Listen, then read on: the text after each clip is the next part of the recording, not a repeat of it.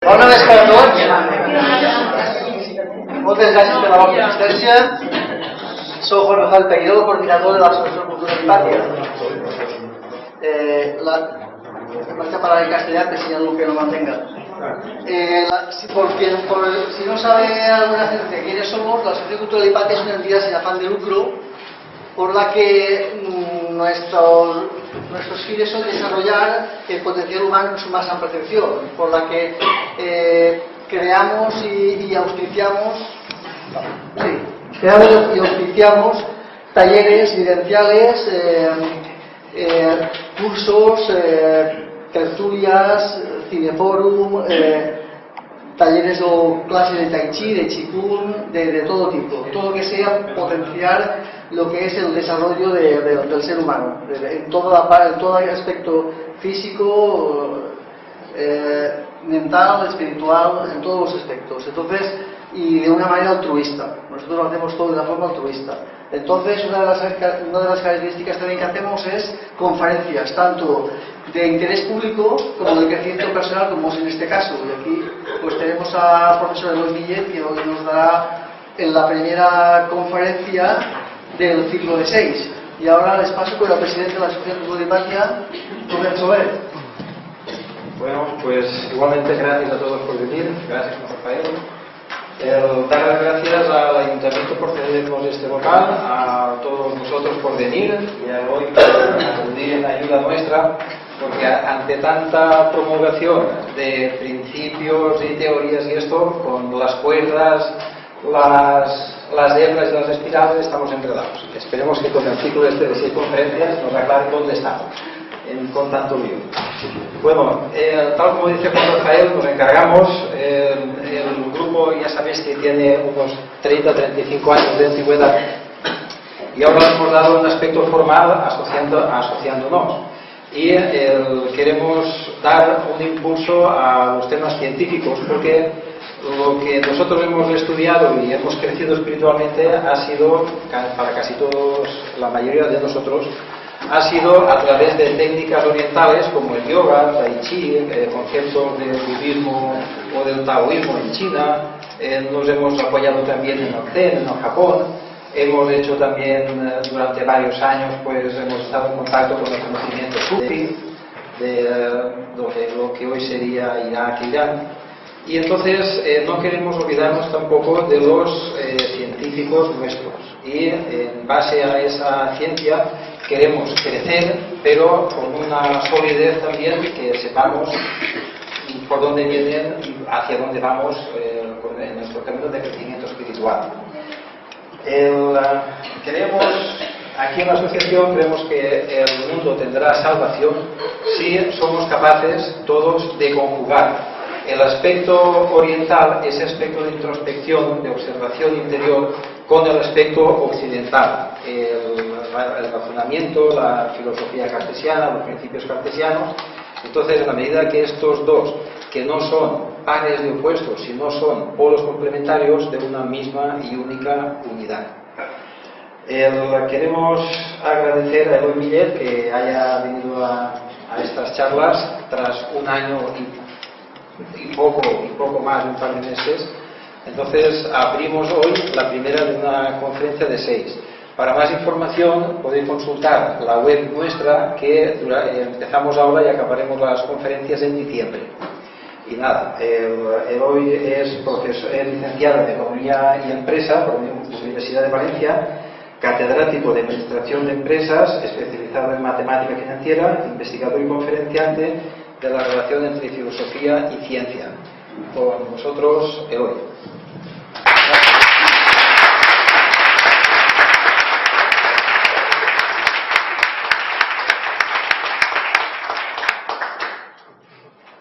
Bona vesprada a todos. Buenas tardes a todos. Después de las presentaciones protocolarias y necesarias, yo también tengo que agradecer a Hipatia y a toda su organización por esta maravillosa oportunidad, y también a todos vosotros por haber venido. Voy a tutearos. Si alguien se encuentra molesto, que me lo diga y automáticamente paso a hablarles de usted. Tradicionalmente, hace así como 23 siglos, la filosofía y la ciencia iban parejas. El que era filósofo era también matemático. Tenemos muchos ejemplos. Y muchos de vosotros habréis estudiado en las escuelas con la enciclopedia. Era un compendio de todo el saber. Con la especialización del trabajo y la industrialización vino la separación entre ciencia y filosofía. Pero mira tú por dónde. Hoy en día hay científicos que necesitan de la filosofía y utilizan para mejorar sus expresiones científicas, utilizan términos como alma, conciencia. Y eso que estás estudiando, un fenómeno científico, como puede ser la interferencia cuántica o la teoría de cuerdas, y ves que los científicos, y lo poco que hay escrito sobre todo esto, están utilizando que la relación que establece la interferencia cuántica respecto de que ese mundo inmaterial que es la onda o función de onda, que en un momento dado, debido a la intención de un observador, se transforma en partícula, esa relación que hay onda-partícula, el por qué se produce en un sentido y también en el sentido inverso, relacionan eso con la conciencia. Entra el psicólogo, entra el neurofisiólogo y establece también una relación respecto del alma, cuando actuamos como alma, respecto de una propuesta que la hemos llevado a cabo. Es decir, respecto de aquello en lo que nos proponíamos y ya está hecho. Y el neurofisiólogo nos afirma, como veremos un poquito más adelante, que si esa propuesta no se lleva a cabo, estamos produciendo un desequilibrio en nuestro propio cerebro, porque evitamos que esas neuronas que habían constituido el soporte físico de esa propuesta todavía inmaterial, todavía función de onda, al no llevarla a cabo, al no realizarla, no tiene la oportunidad de transformarse en partícula. Es decir, no es un hecho, continúa siendo una hipótesis. Esas neuronas de esa hipótesis, al no estar relacionadas, mejor dicho, técnicamente hablando, conectadas con otros grupos de neuronas, que son las que mueven mi cuerpo, todo mi organismo, esas neuronas de esa hipótesis como soporte físico quedan para siempre desconectadas. Esto provoca un desequilibrio en mi propio cerebro. Y esto no es una hipótesis, es un estudio realizado por los neurofisiólogos. Bien, regresemos a la antigüedad.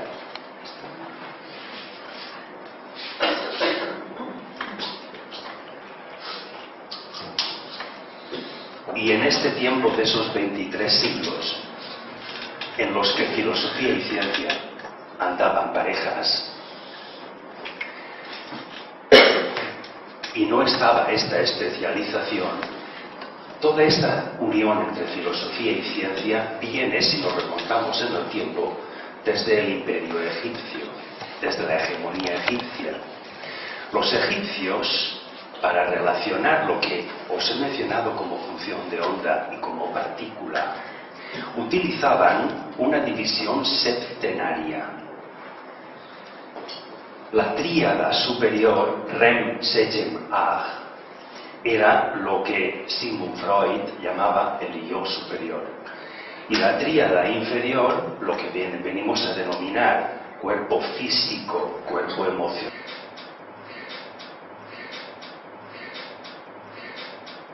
era la tríada inferior. la relación entre ambas era a través de un cuerpo intermedio, el pa. Las connotaciones de este cuerpo intermedio son las que coinciden en gran manera con lo que hoy conocemos como alma. Ese término alma, para llegar a nombrarlo como tal, ha sufrido muchas metamorfosis, pero siempre referido a una relación entre un aspecto superior y un aspecto inferior. Y daros cuenta de que ambos aspectos, superior e inferior, están formados por tríadas: Padre, Espíritu Santo, Hijo. Padre, Espíritu Santo, Hijo. La relación entre Padre y Espíritu Santo, que es el Hijo, el de la tríada inferior, cuando se relaciona con el de la tríada superior, produce la máxima plenitud del aspecto va o alma. De hecho, para que ese aspecto inferior pudiera relacionarse con el superior, había que tener el aspecto Sheut y el Sejem equilibrados. Aquello que os acabo de decir, de que el neurofisiólogo dice: si no haces lo que te has propuesto, tienes un determinado grupo o grupos de neuronas que están desconectadas y permanecerán desconectadas. Por lo tanto, hay una parte de tu cerebro inactiva. Si tu cerebro es un generador de impulsos electroquímicos, hay una parte de este inactivo.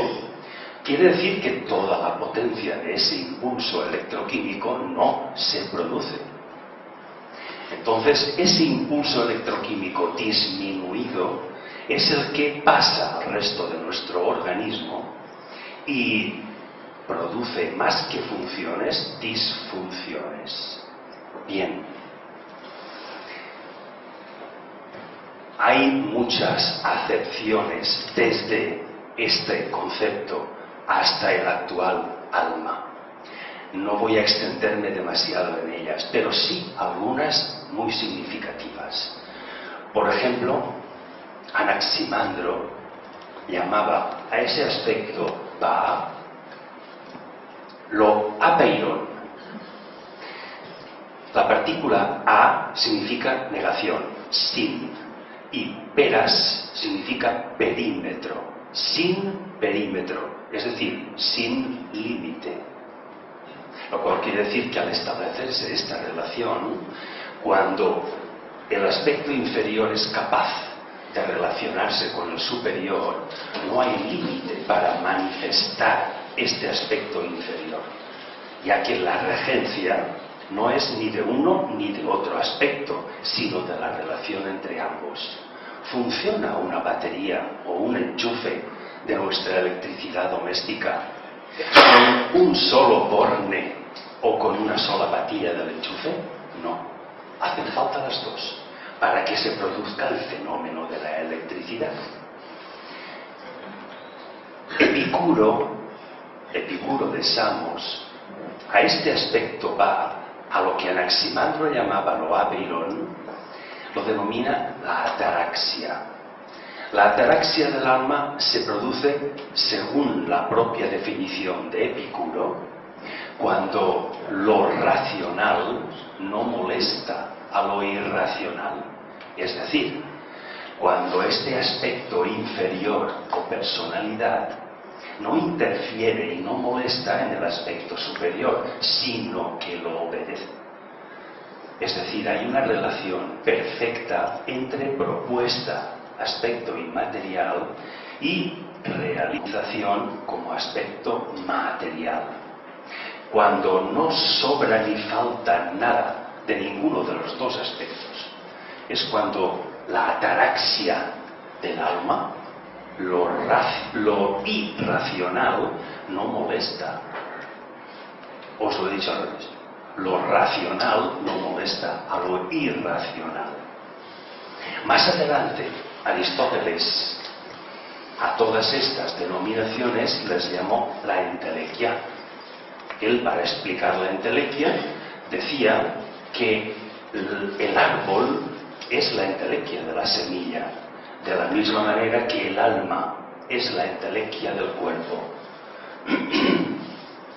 Platón lo denominó el vogue, como esa relación o nexo entre la parte racional y la parte irracional, y hablaba del vogue como una energía inmaterial.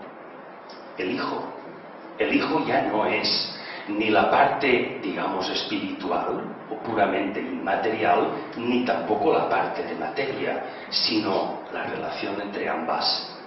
Y esto no podemos llamarlo ni que es materia, ni que es algo inmaterial. Es una capacidad. ¿Dónde está el alma? Esta ha sido una pregunta que ha ocupado a nuestros grandes pensadores. Heráclito afirmaba que el alma la tenemos en la sangre. Descartes decía, no en la sangre, el alma está ubicada en la glándula pineal. Hegel anexionaba el alma a la idea y diferenciaba entre pensamiento e idea. Idea era la parte irracional, el yo superior. Pensamiento, la parte racional, el yo inferior. Nietzsche decía que no creía en el alma, que el alma no existe, que el alma es para los creyentes y para los ignorantes.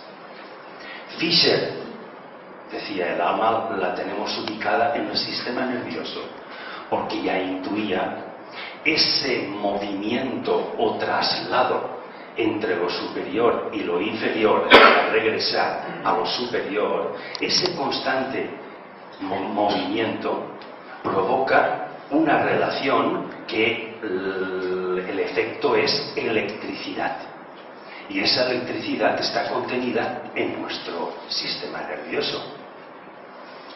Ernst Bloch decía que el alma es la capacidad de concretar una utopía, y llamaba utopía a un excedente, y decía, mientras exista un excedente no hay alma, hay una relación entre lo superior y lo inferior. ¿A qué llamaba Bloch excedente? A una parte de lo inmaterial o propuesta no realizada en la materia todavía. Esa parte inmaterial que no tiene contraparte en la materia es esa parte de propuesta o de grupos de neuronas que por lo que decimos y no sabemos lo que decimos, o por lo que pretendemos hacer y no lo llevamos a cabo, constituyen unos grupos de neuronas que no están conectadas con un movimiento concreto. A eso le llamaba utopía. Y cuando se logra establecer una perfecta relación entre lo que quiero y debo hacer y lo que hago, ya no existe tal utopía. Entonces es cuando se manifiesta el alma en todo su esplendor. Sigmund Freud decía que era el superior. No lo identificaba ya con el aspecto bas, sino con el aspecto superior. De Bonald decía, el alma es inteligencia, pero ojo, servida por órganos, servida por mi propio cuerpo. Luego, si mi propio cuerpo es capaz de demostrar una inteligencia diferente a la del cuerpo de otro ser, mi alma no tiene por qué ser igual a la de otro. Es la que se adecúa a mi propio cuerpo, ya que establece esa relación. Es una inteligencia servida por órganos. Es una definición muy curiosa. Gregorio Marañón decía que la tenemos en las hormonas. Unamuno, Don Miguel de Unamuno, el enigmático, este no creía en el alma. Este, como Nietzsche, decía que esperaba verla en el cielo, porque aquí en la tierra no había manera de encontrarla. Llegamos a que fallece Aristóteles y un centenar de años después uno de sus seguidores, Andrónico de Rodas, recibe el encargo de clasificar todas sus obras. Habían varios tomos. Andrónico selecciona unos tomos que pertenecían a las explicaciones que Aristóteles pretendía dar a los fenómenos que observaba en la naturaleza como argumentaciones. Esto ocurre por este motivo. Y a los resultados de unos estudios científicos debido a estos fenómenos, pero ya experimentos, ya en campo de laboratorio. Separó los fagos en estos dos grupos. El primer grupo, que era el estudio científico de los fenómenos naturales, lo colocó en un estante en primer lugar, y a continuación los argumentativos, aquellos que intentaba explicar el por qué ocurrían estos fenómenos, y estos los colocó después de los primeros, y colocó un letrero en ese estante en el que puso ta meta, ta física, que quiere decir más o menos en este estante lo que hay después de la física, lo que hay más allá de la física, pero no lo que está en el campo inmaterial más allá de lo físico, como se pretende argumentar por algunos, sino lo que está situado en este estante después de los primeros tomos descriptivos de un fenómeno natural. Así nació el término metafísica, lo que hay después de la física. Es tanto un legajo, tanto un grupo de escritos como otro, dio origen a dos vertientes, la ontología y la teología. Y precisamente el alma se trata de definir desde el punto de vista metafísico, desde la vertiente ontológica y también desde la teológica, pero con marcadas diferencias. La ontología se basa en la afirmación y en el estudio del yo soy, del ser, de la razón de por qué soy. Y nadie como Willard Van Orman ha definido con tan pocas palabras y con un significado tan profundo a la ontología. Se le preguntó: Señor, ¿qué es la ontología? Y él contestó con otra pregunta: ¿qué hay? Respuesta: todo. ¿Qué hay? Todo. ¿Puede definir algo mejor qué es la ontología? ¿Qué es el ser? ¿Qué es el estudio del qué hay? Hamlet, to be or not to be, ser o no ser. He aquí el problema. Pues la ontología lo resuelve diciendo todo. ¿Qué hay? Todo. La parte de teología, y el nombre de teología es un término acuñado por Platón en su obra La República. Se estudia el origen del mal y la bondad de Dios. Y en el estudio del origen del mal y de las bondades divinas constituye el aspecto teológico de la metafísica. Como veis, continúa habiendo una relación entre algo superior o inmaterial y algo inferior o material, que no tiene por qué ser inferior.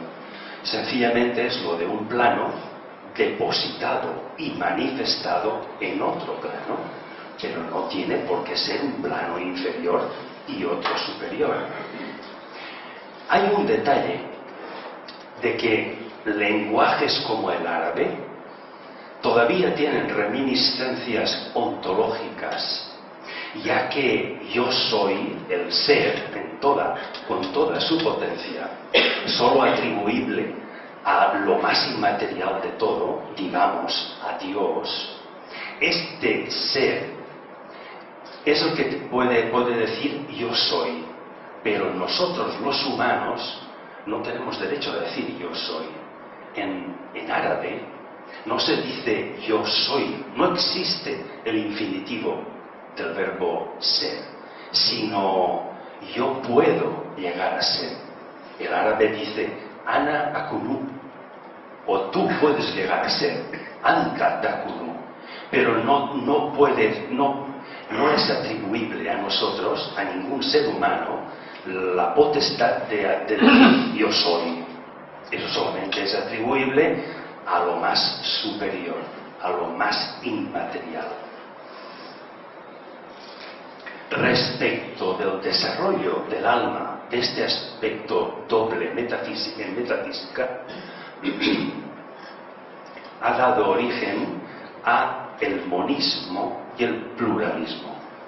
Podríamos hablar largo y tendido de los aspectos del alma respecto del monismo y del pluralismo, pero voy a resaltaros 4. El primero es que considera el monismo que el alma es un principio único e inmaterial, mientras que el pluralismo considera que no hay un creador, sino solo distintas maneras de organizarse. Daros cuenta que otro científico, Aldous Huxley, adoptó esta primera diferencia entre la concepción monista y la pluralista respecto de la capacidad de organizarse como diferenciadora de que Dios es creador, porque tiene capacidad de organizar lo que el ser humano no puede hacer, no puede organizar, que es el aspecto inmaterial. Bueno, pues Aldous Huxley dice que ciencia no es estudiar física, matemáticas, etc. No. Es la capacidad de adiestrar y de organizar el conocimiento. No importa qué conocimiento tengas, ni qué cantidad de conocimiento tengas. Con tu propio conocimiento, si eres capaz de adiestrarlo, controlarlo, no vivir para el conocimiento, y de organizarlo, te conviertes en Dios, te conviertes en creador, eres científico. Por lo tanto, tener mente científica no implica atiborrarse de conocimientos científicos, sino adquirir la capacidad de poner en práctica aquellos conocimientos que tienes. ¿Cómo? Adiestrándolos, usándolos cuando sea oportuno y cuando no, dejarlos apartados. Pero si intentas mostrarlos a los demás para que te aplaudan, bueno, pues si tu objetivo es ese, pues ese será tu aspecto científico. Pero otros seres podrán desarrollar otros aspectos y la capacidad de adiestrar y de organizar diferenciará los aspectos científicos de cada cual. El monismo afirma que el alma es consciente de la materia y a la vez es inconsciente de lo inmaterial. Sigue este gráfico en el que el aspecto va está directamente relacionado con lo inferior, pero tiene una barrera respecto de lo superior. ¿Por qué? Otra vez por el desequilibrio. Porque hay una parte de propuesta en nosotros que no la hemos llevado a cabo. Y entonces ese desequilibrio impide que el aspecto del alma tenga la suficiente potencia como para inducir el movimiento en ambos sentidos. Que lo superior descienda y se manifieste en lo inferior, pero a la vez que lo inferior, una vez realizada mi propuesta, sea abandonado, sea desconsiderado, se desintegre. Ya tenemos aquí el fenómeno de la radiactividad, para que esas partículas que antes estaban agrupadas e integradas formando los tres aspectos materiales, ahora regresen a ser inmateriales, completamente desorganizados, para que se vuelvan a organizar. Ya tenemos aquí la capacidad organizativa. Vuelve a repetir lo mismo. El monismo respecto del alma decía, solo hay un creador. El pluralismo dice, el creador es cada uno de nosotros. Cada individuo tiene la capacidad de ser creador. Por lo tanto, si el monismo dice solo hay un creador, solo hay un Dios, y el pluralismo afirma que todos somos creadores, hay infinitos creadores. El monismo dice que el mayor grado de conciencia es el alma, mientras que el pluralismo afirma hay alma en todos los grados de conciencia. Y hablo de conciencia, no de consciencia. La conciencia como capacidad de relacionar lo superior con lo inferior, no el darme cuenta de algo, que sería la consciencia. Dentro de estas concepciones monistas y pluralistas, todo derivado de aquella metafísica aristotélica o de Andrónico de Rodas, hay contradicciones muy notorias, como por ejemplo, dos de los grandes padres de la Iglesia Católica, Orígenes y Tertuliano, se contradicen cuando hablan de Dios y del alma. Orígenes afirma, Dios no tiene alma, Dios es inmaterial. Dios es Theos, que significa el Dios, con artículo determinado. El único, no hay otro. Mientras que el otro, Tertuliano, afirma, no, Dios es materia y sí que tiene alma, porque si Dios es materia, tiene una relación entre su aspecto inmaterial y su aspecto material, igual que nosotros, seres humanos. Y Dios no es Theos, sino es simplemente Theos, Dios, un Dios, artículo indeterminado, lo cual quiere decir que si cada uno de nosotros somos un Dios, hay infinitos dioses, cada ser es su propia deidad. Como veis, dentro del dogma católico hay grandes padres del catolicismo que entran en contradicción. Esto ha creado polémica. Respecto de ese estudio de la bondad de Dios y del origen del mal que estudia la teología, Schelling afirma que el estudio del mal provoca una argumentación, un sistema filosófico. Este sistema filosófico lo denomina filosofía negativa. Y el estudio de las bondades divinas lo atribuye a la filosofía positiva. Pero el anexionar la filosofía negativa con la maldad y la positiva con la bondad no es objeto de Schelling, sino de sus seguidores, que han derivado lo que él llama filosofía positiva respecto del estudio de un comportamiento bueno y de la negativa, no de un comportamiento malo, sino la capacidad de realizar aquello que me proponía. Volvemos a lo mismo, estamos estudiando lo mismo con diferentes nombres. Pero Schelling es el primero que argumenta filosóficamente cómo podemos crear una hipótesis de la mejor manera para que sea realizada, no que sea la más imaginativa, sino la que yo pueda realizar. Y como mis capacidades no son las mismas que las de otro individuo, mis filosofías positiva y negativa no serán las mismas que las de otro individuo. Entonces he de identificar exactamente cuál es mi aspecto de bondad, en el sentido de qué es lo que puedo proponerme y que sea posible. Y luego, cuál es mi capacidad de realizarlo para que al realizarlo establezca una conexión entre lo superior y lo inferior. De esta manera, lo más inmaterial o tríada superior de los egipcios se relaciona y crea un movimiento con lo más material.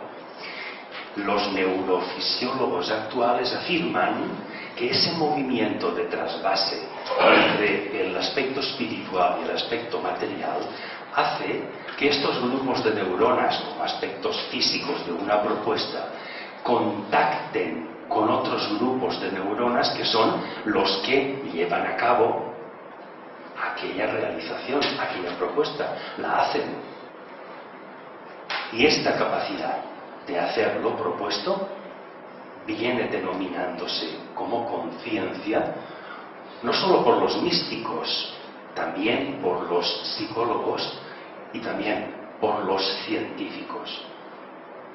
Leibniz expresó las filosofías positiva y negativa de Schelling como partículas, partícula espiritual y partícula material.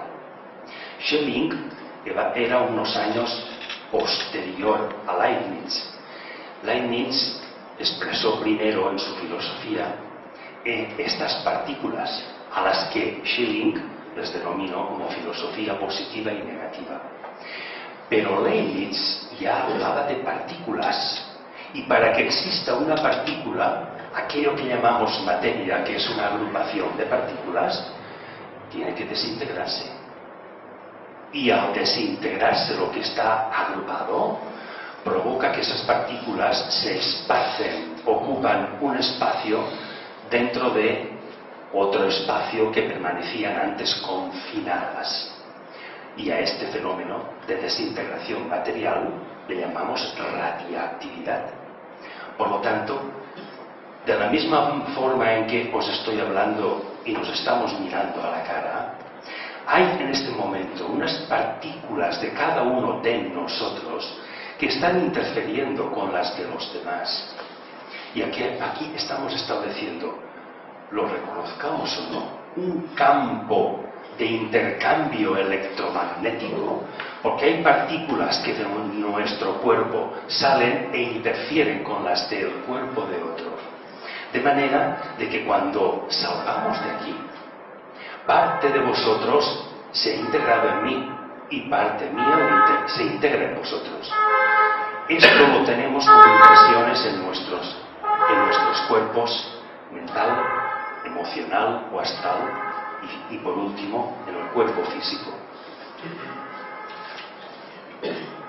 A este movimiento o trasvase de la partícula espiritual con la material, para que luego la material se traslade otra vez a la espiritual, es lo que la ciencia, la mecánica cuántica actual, viene determinando como función de onda y como partícula.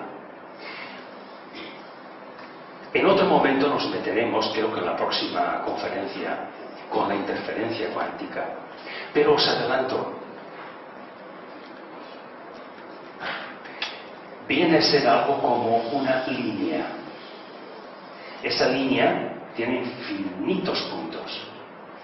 Si yo solamente soy capaz de ver un punto de ellos, ¿qué capacidad, o hablemos en términos de nosotros, qué conciencia podré demostrar si estoy hablando de un punto o si estoy hablando de un conjunto de puntos de esta línea?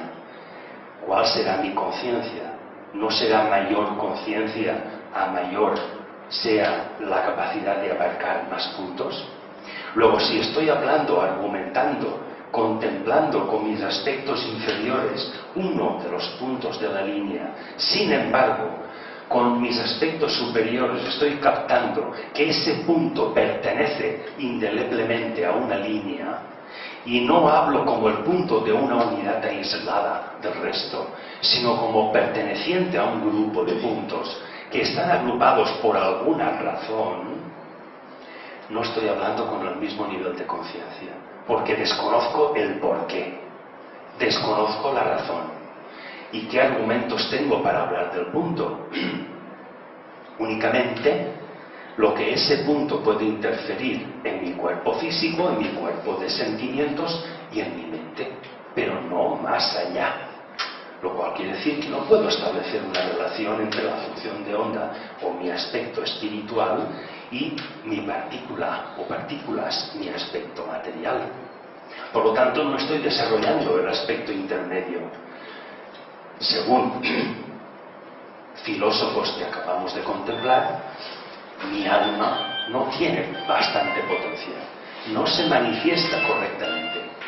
Mi conciencia es muy limitada. ¿Limitada a qué? A la capacidad sensorial o perceptiva de un punto. Pero en cuanto ese punto lo dejo, necesito y busco encontrar otro punto, pero jamás percibiré la línea, sino solamente puntos aislados.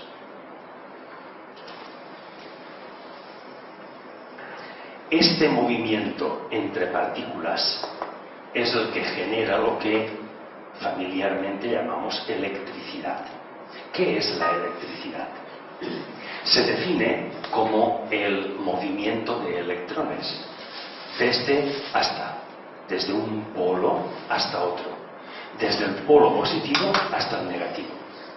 Pero daros cuenta de que este movimiento que va de lo positivo a lo negativo tiene que revertir desde lo negativo a lo positivo. Y el mejor ejemplo para comprender cómo revierte es una simple batería.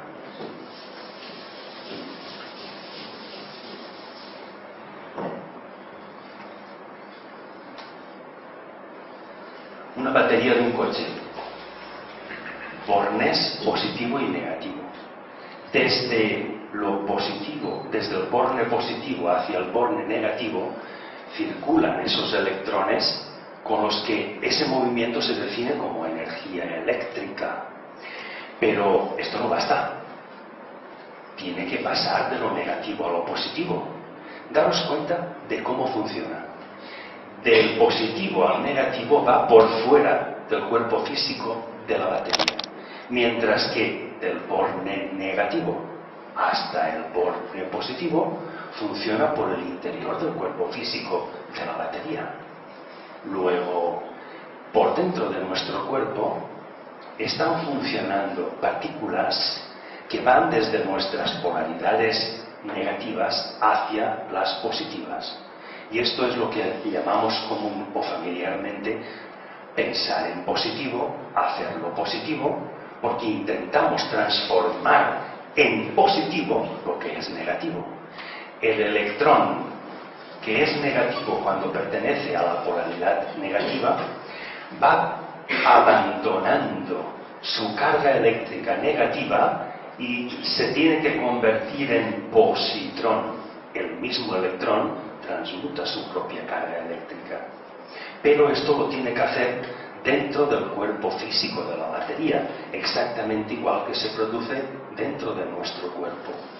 Por dentro de nuestro propio cuerpo circulan partículas cuyo objetivo es transmutar de carga. La carga eléctrica la transmutan de negativa a positiva. Entonces, es cuando salen fuera de nuestro cuerpo y irradian por alrededor y constituyen lo que llamamos halo electromagnético, aura magnética, el electromagnetismo que nos fotografía la cámara Kirlian, etcétera, etcétera. Todo lo que funciona por fuera. Y eso que va por fuera no es otra cosa más que aquellas partículas que se han convertido en positivas, van por fuera de nuestro cuerpo y regresan.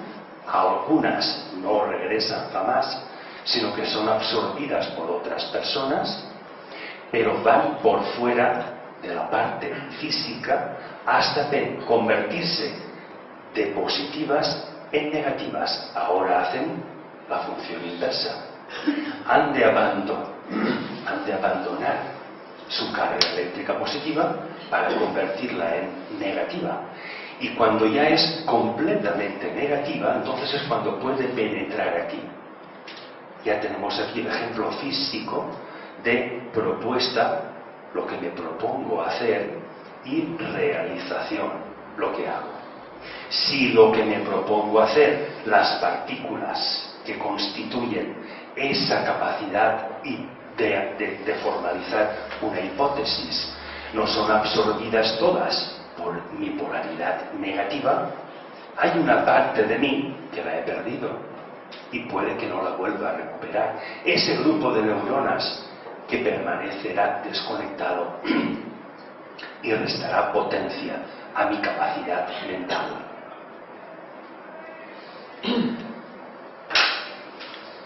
Miguel Faraday y Maxwell fueron dos fenómenos porque nos describieron concreta y físicamente este fenómeno, el electromagnetismo. Esa influencia magnética que incluso nos produce sensaciones, incluso nos produce hasta escalofríos, se nos ponen los pelos de punta. Y es esa energía electromagnética que está por doquier y que va de un polo a otro y por dentro de la materia en el sentido contrario. Pero daros cuenta de que dentro de un aspecto material siempre va de lo negativo a lo positivo. Luego, nuestra capacidad de convertir en positivo lo que ya es negativo es la propia potencia de crear hipótesis. Pero si esa potencia de crear hipótesis no está perfectamente relacionada con la capacidad de hacer aquello que pretendemos, hay una parte de partículas que se están perdiendo.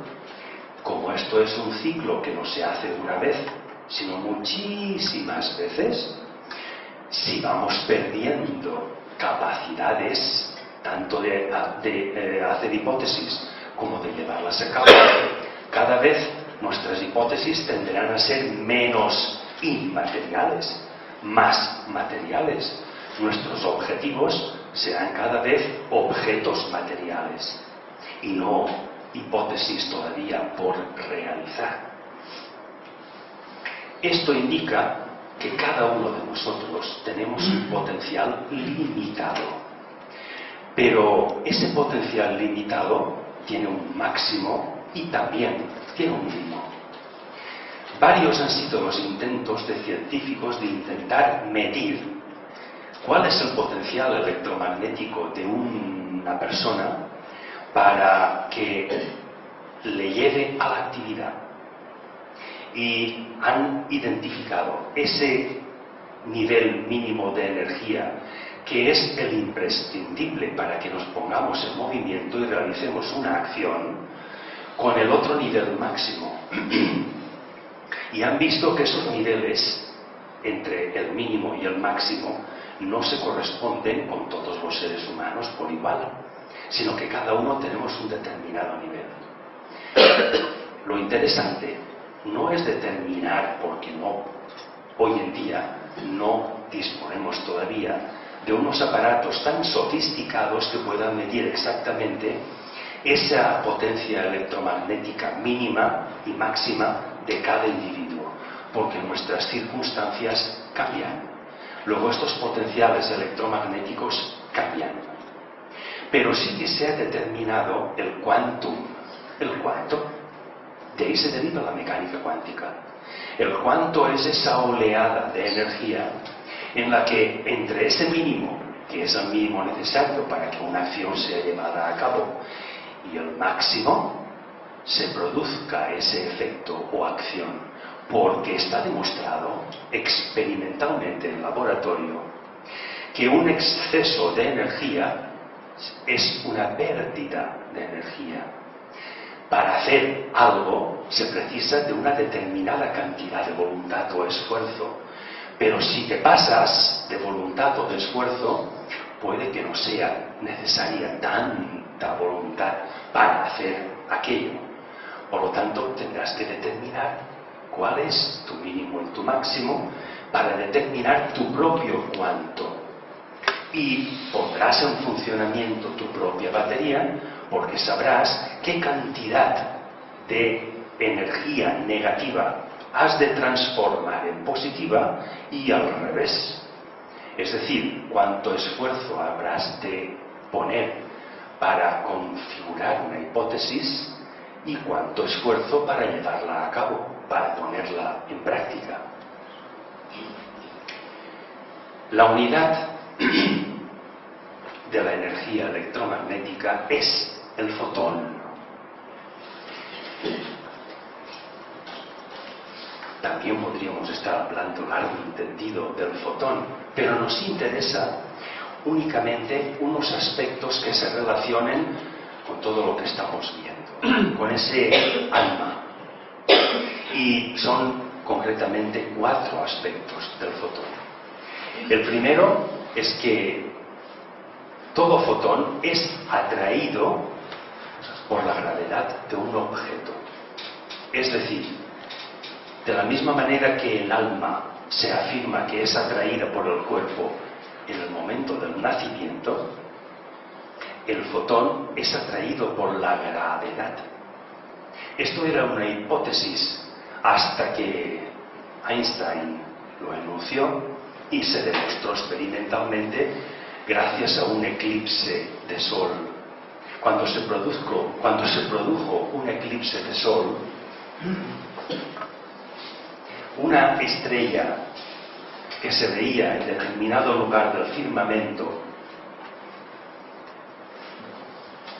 y aquí está la Tierra, el Sol y nosotros veíamos a la estrella con determinada inclinación, pero cuando se eclipsó el Sol, el campo gravitatorio solar disminuyó mientras duró el eclipse, lo cual quiere decir que la estrella se desplazó y se situó en otro punto y no se veía donde se veía antes. Era la misma estrella, pero la gravedad evitó que cierta absorción efectuada por el cuerpo del Sol respecto de la luz que la estrella nos enviaba a la Tierra y que la absorbe, se la acerca al Sol, al disminuir el campo gravitatorio o acción gravitatoria solar, la luz se manifiesta o circula en una línea más recta, no es atraída por el Sol con la misma fuerza. Se cuenta una anécdota que en ese momento, cuando se publicó la noticia, un colaborador, un ayudante de Einstein, todo apresurado y acalorado, llegó al laboratorio y le dijo que se ha demostrado que la teoría de la relatividad respecto de la gravedad es verdad, que tienes razón. Y Einstein no se inmutó y dijo, pues bien por la ciencia, pero si no se hubiera demostrado continuaría siendo verdad. Es decir, él sabía que eso, demostrado o no, debería ser así. Como veis, el campo gravitatorio, la gravedad, es una energía todavía mucho más potente y sutil que la luz, que el fotón.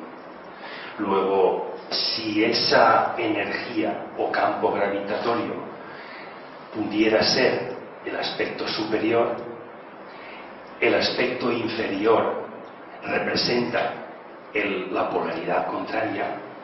La gravedad es la atracción que lo superior ejerce hacia lo inferior. Pero esta atracción es como un quantum de energía, como una oleada. Ahora hay energía y a continuación deja de haberlo y crea un vacío. Un vacío en el que ya no existe energía. Hasta que llega otro quantum, hasta que llega otra oleada de energía. También esto sabéis que está demostrado. La energía no se transmite de manera continua, sino a oleadas. De una manera semejante a como cuando tiramos una piedra en un estanque y se producen las olas que llegan a la orilla. Detrás de una ola y en la siguiente, entre ambas, no hay olas, hay una superficie plana. Porque el cuanto de energía tiene que pasar uno para que llegue el otro, y el espacio va siendo ocupado por este campo gravitatorio, y esto es lo que atrae a la luz, esto es lo que atrae al fotón. Luego, de la misma manera que el alma es atraída por el cuerpo, la materia es atraída por una propuesta y de esta manera lo espiritual se relaciona con lo material, relacionando campo gravitatorio con energía electromagnética o luz.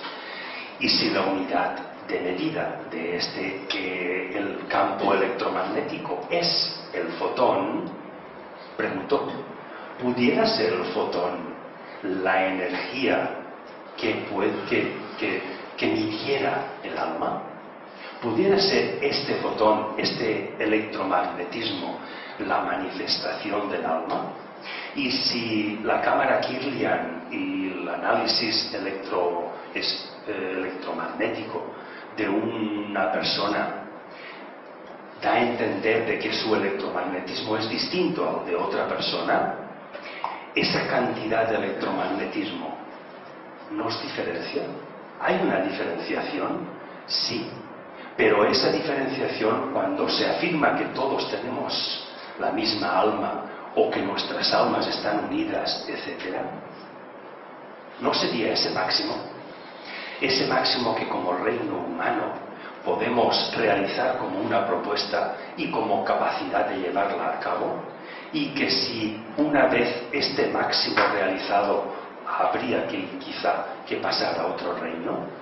También la ciencia especula sobre esto, sobre la existencia de multiversos, de muchos universos, de otros planetas que, independientemente de la polémica de si están o no habitados por otros seres, sí que se afirma, y de alguna manera es una hipótesis la más corroborada hoy en día, que existen infinitos universos como el nuestro. Motivo por el que alegremente ahora lo podemos afirmar, pero por afirmar exactamente esto, que existen infinitos mundos como el nuestro, quemaron vivo a Giordano Bruno. Gloria es que lo podemos decir hoy y no nos meten en la hoguera. Schelling fue el primero que, en el aspecto filosófico-científico, uniendo filosofía y ciencia, dijo que el sistema propuesta-realización es el que desarrolla nuestra propia alma. ¿Y qué efecto produce? El efecto que produce científicamente está definido. Os lo voy a esquematizar.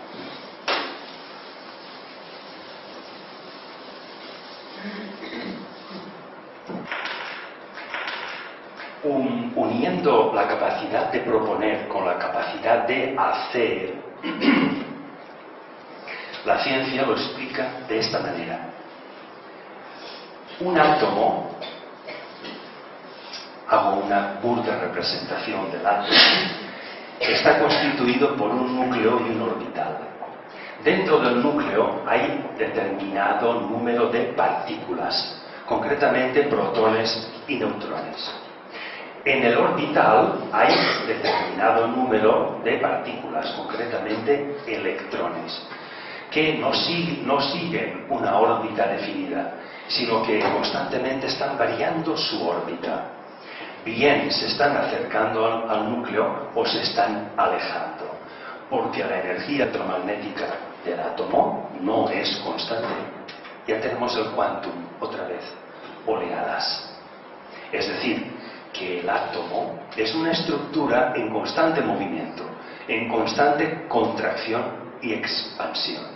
Pues bien, cuando este átomo es capaz de absorber energía, el orbital de electrones se va alejando del núcleo. Para que os hagáis una idea del tamaño de un átomo, si el núcleo tuviera aproximadamente el tamaño de 30 centímetros de diámetro, el primero de los electrones orbitando a su alrededor estaría situado en una distancia de 30 kilómetros. Imaginaros que el átomo es un espacio completamente vacío, apenas tiene masa. Sin embargo, esa poquita masa está compactada y unida a través de un fenómeno, de una energía, precisamente la energía electromagnética. Pero a lo que vamos. ¿Qué ocurre cuando este átomo absorbe energía? Su orbital se expande.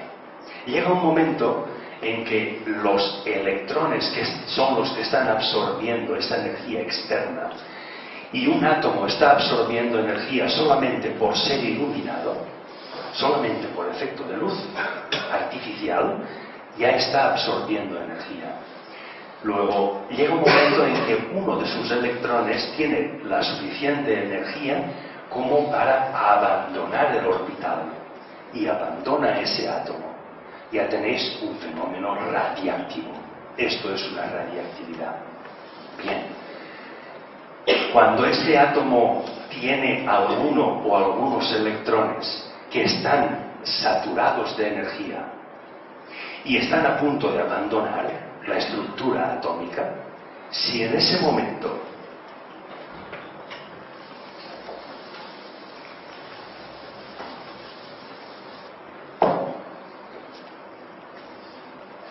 este átomo está excitado, se llama excitado cuando ya no puede absorber más energía, es decir, ya no puede expandir más su orbital de electrones. Si en este momento un fotón, es como un sol, un fotón, si en ese momento un fotón choca contra el átomo, ocurren dos cosas. El átomo se descompone en sus partículas positivas y negativas. Es decir, todo o parte del átomo se desintegra, lo cual quiere decir que el hecho de que un fotón, una unidad electromagnética, choque con este átomo saturado de energía, implica que el átomo se puede desintegrar, total o parcialmente.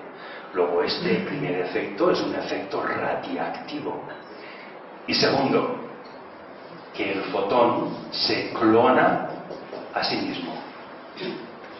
Por lo tanto, si este fotón le ha transmitido parte de su energía electromagnética a este átomo para que se desintegre, pero a la vez el fotón no sufre modificación alguna, sino que continúa siendo lo que era con su misma potencia, está preparado para chocar contra otro átomo excitado en la misma condición que lo hizo anteriormente y vuelve a desintegrar partes o totalmente a ese átomo, pero vuelve a clonarse en otro fotón. Es decir, la energía fotónica, la energía electromagnética no se pierde, no disminuye, sino permanece inalterable. No depende de las veces que interfiera con la materia, pero a la vez desintegra total o parcialmente a la materia con la que entra en contacto, con una condición: que esta materia sea un átomo excitado, es decir, que sean átomos henchidos de energía material. ¿Cómo absorbe y almacena energía un átomo? Entra el psicólogo y dice: sistema, propuesta, realización. Lo mismo que aventuró Schilling. Si eres capaz de llevar a cabo aquello que te propones, estás absorbiendo energía y estás propiciando que llegue un momento en que existan en ti átomos excitados, henchidos de energía. Si en ese momento un fotón, esa energía electromagnética de tu propio cuerpo, interfiere con uno de ellos, va a descomponer una parte de ti, bien sea una parte física, vas a abandonar un sentimiento y a cambiarlo por otro, o vas a cambiar de manera de pensar. Pero algo que estructuraba materialmente a tu propio cuerpo o personalidad, aspecto inferior, va a quedar en el olvido, pero no se pierde, continúa formando parte de ti, solo que ahora de manera desintegrada. Ahora no existen en ti átomos, no pueden absorber energía, lo que existe en ti es energía pura, en estado puro. existe en ti ahora estas partículas, cargas eléctricas, que ya no son un fenómeno electromagnético, sino un fenómeno radiactivo. Y no es lo mismo. Los efectos de la radiactividad son muy distintos de los del electromagnetismo, pero ambos son inherentes al ser humano y ambos son manifestaciones de nuestra propia alma.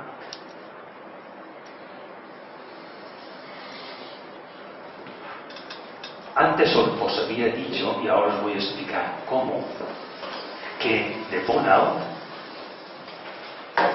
nos cuenta que las conexiones neuronales constituyen nuestra propia inteligencia y que el alma es la inteligencia servida por órganos.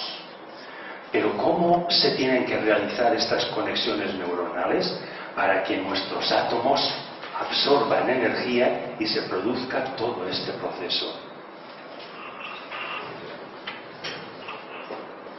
Primero que nada, hay una interpretación y una afirmación de la neurofisiología en la que se relacionan de las 6 capas corticales de nuestro cerebro, la cuarta y la sexta, precisamente la cuarta y la sexta, y que cuando somos capaces de realizar todo aquello que nos habíamos propuesto, cada propuesta llevada a cabo implica una conexión entre las capas corticales cuarta y sexta, precisamente estas dos, de tal forma que aumentan el volumen y aumentan su conexión íntima. Esto hace que se activen determinadas funciones como el hipotálamo y hacen que la glándula pineal pudiera entrar en funcionamiento también. Hace que nuestro cerebro sea más potente.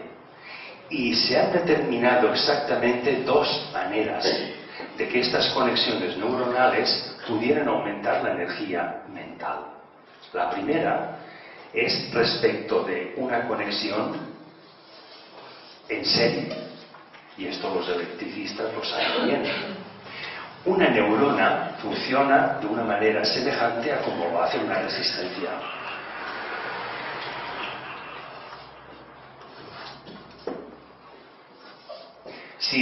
Si nuestras neuronas se conectan en serie, el voltaje de una se suma al voltaje de la otra. La intensidad de la corriente continúa siendo la misma. Lo cual quiere decir que si estas neuronas se vuelven a conectar otra vez en serie, continuarán aumentando su voltaje. El voltaje que sale por aquí es la suma de los dos. Mientras que aquí había entrado un voltaje que al pasar por la primera neurona absorbe el voltaje de la propia neurona y al pasar por la segunda, el de la segunda. Luego por aquí sale el voltaje que entró más el de la primera más el de la segunda. Llega un momento en que estas neuronas ya no pueden absorber más voltaje, no pueden aumentar ya más voltaje. ¿Qué ocurre entonces? Se conectan en paralelo.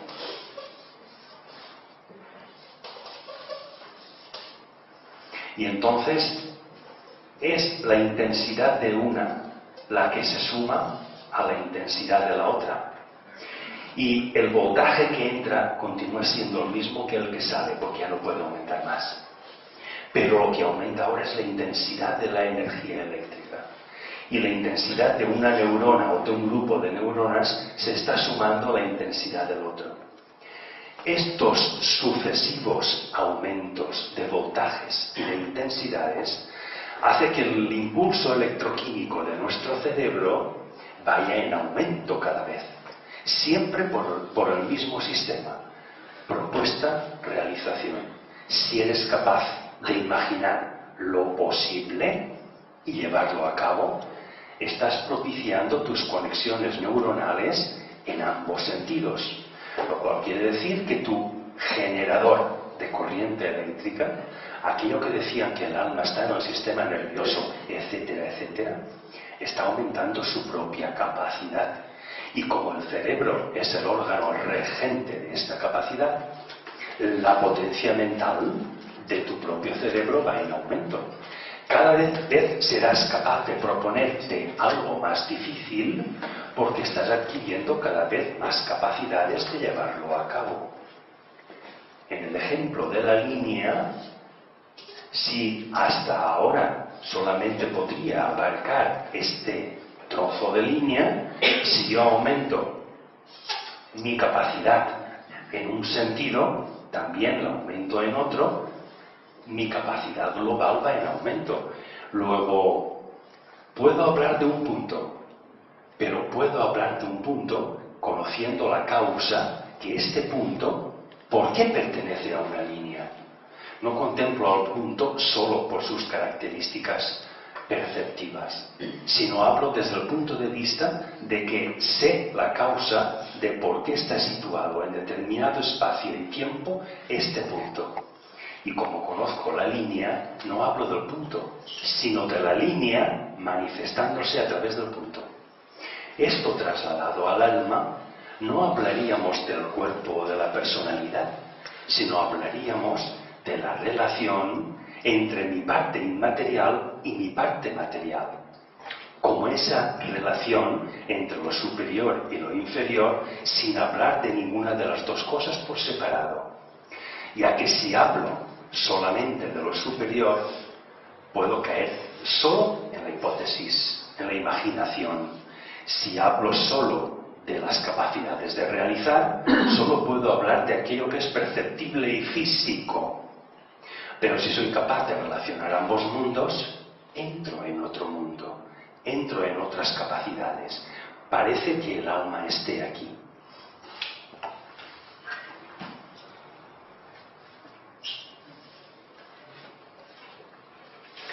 Cuando el cerebro actúa desde este punto de vista de aumento de voltajes y de intensidades, nuestras neuronas están actuando como un punto cuántico. En el futuro, los científicos afirman que se hablará mucho del punto cuántico. De hecho, están ya intentando construir un super mega ordenador basado en puntos cuánticos. ¿Qué es un punto cuántico? Definámoslo y apliquémoslo al alma, a nuestras capacidades. Un punto cuántico es la construcción artificial de un átomo compuesto por varios átomos.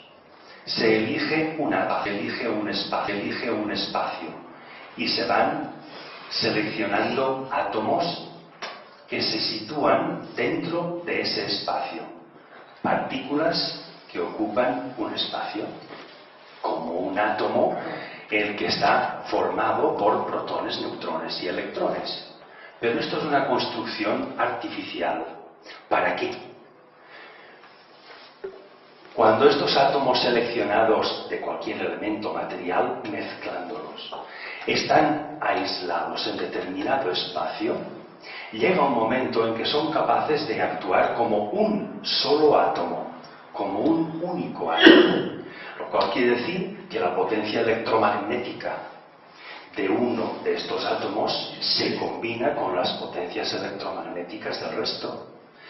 Y el potencial eléctrico de este punto cuántico es muy superior a la suma de los potenciales electromagnéticos de cada uno de los átomos considerados por separado. ¿Por qué? Porque la distancia que hay entre uno y otro átomo y el perímetro dentro del que se han confinado establece un movimiento que relaciona los valores del electromagnetismo de cada uno de ellos combinado con el electromagnetismo del propio planeta Tierra. Lo cual quiere decir que en determinada distancia puede interferir el electromagnetismo de un átomo con el del planeta Tierra para trasladarlo al próximo átomo, que vendrá aumentado.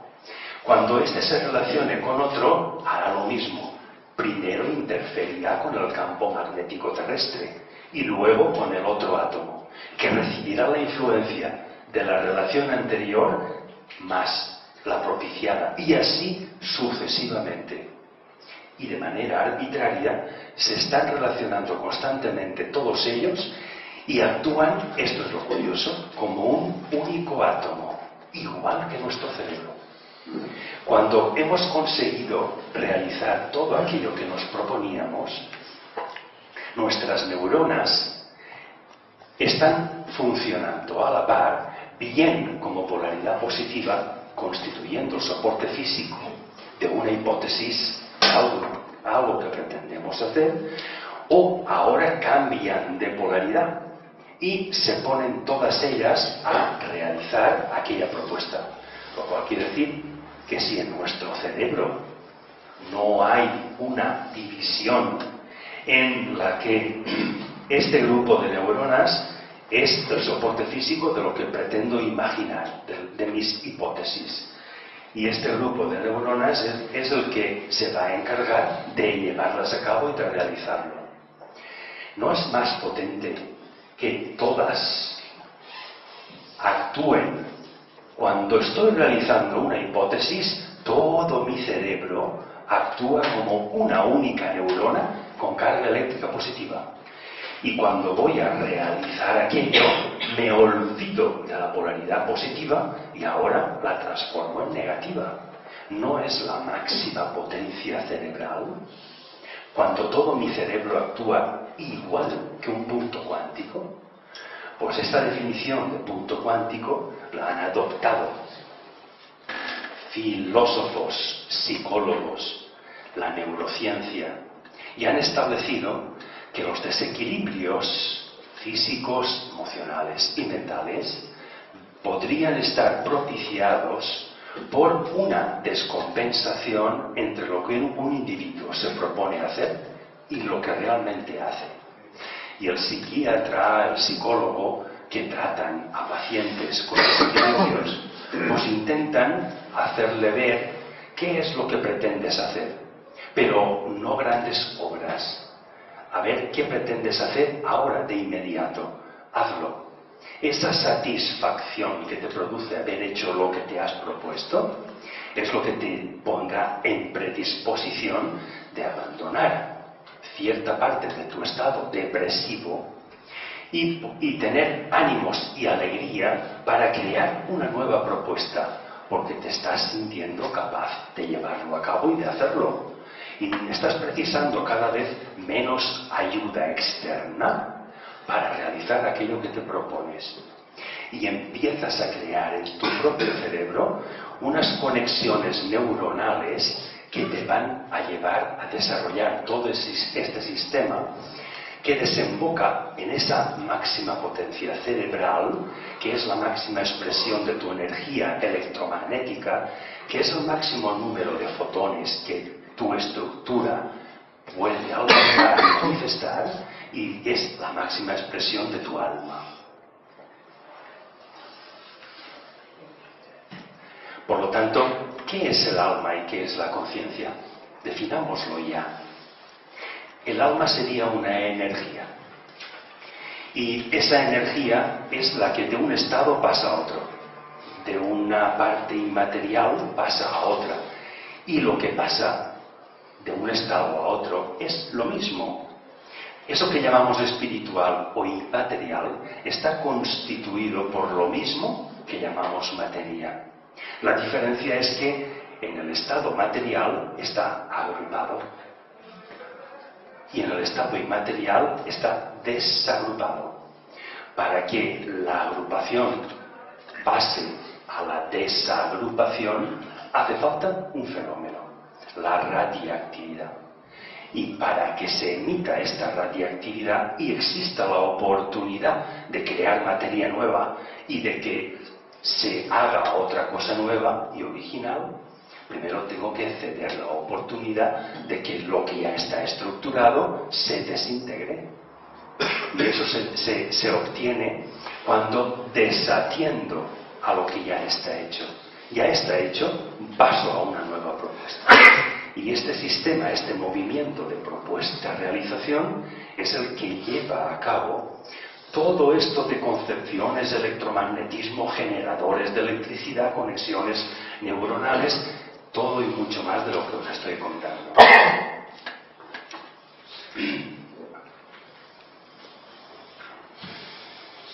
Hablamos de capacidad de realizar hipótesis como algo inmaterial y que pertenece a nuestra percepción. ¿Cómo podríamos definir la percepción?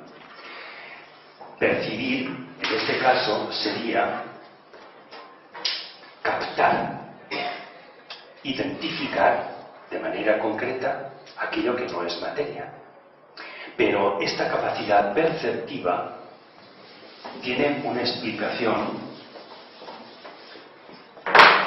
respecto de estos dos estados, el estado material y el estado inmaterial. Y estos dos aspectos o estados representan dos dimensiones, que igual que se relacionan dos, pudieran ser tres o muchas más. La capacidad de percepción es la capacidad de ver en dos o en más dimensiones o estados. Esto lo podríamos interpretar respecto de un ser que se moviera solo en un plano y en dos dimensiones.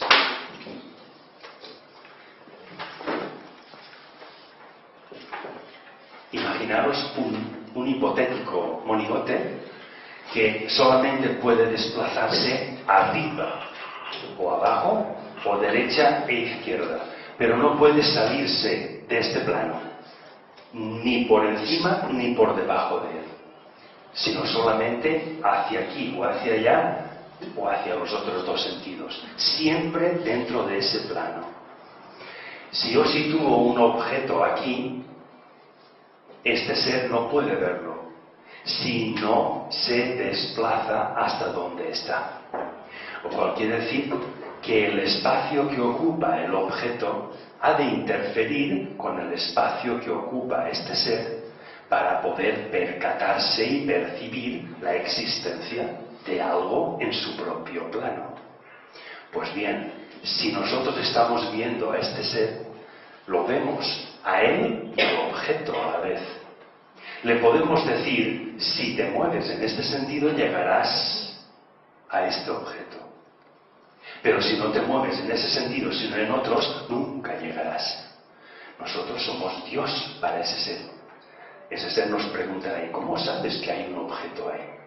Porque somos capaces de movernos en una tercera dimensión que este ser no es.